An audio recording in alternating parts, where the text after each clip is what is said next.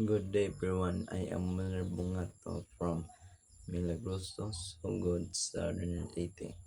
I am 20 years old. This video serves as my introduction for our subject power production and management.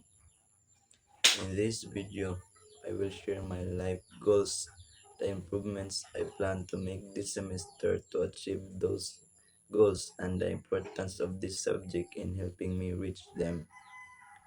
One of my main goals is in life is to become a successful and competent professional electrician, particularly in the field of power system and energy management. I want I want to work in an industry where I can contribute to reliable, efficient, and sustainable power production.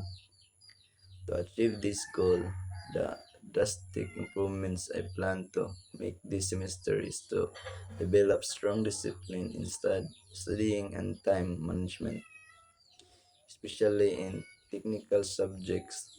This improvement is necessary because power engineering concepts such as generation systems, load management, and efficiency calculation require deep understanding, not memorization. By being more disciplined and focused, I can build a solid foundation that will help me not only pass the subject but also apply the knowledge in real world situations. The subject's power production and management is very important in achieving my goals because it teaches how electrical power is generated, distributed, and management efficiently.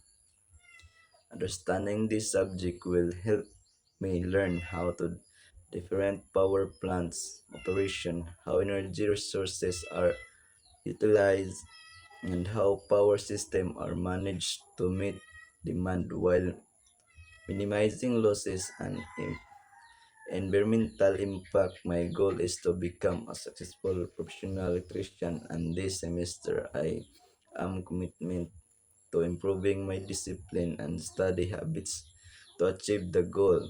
The subject power production and management plays a crucial role in shaping my knowledge and skill for the future.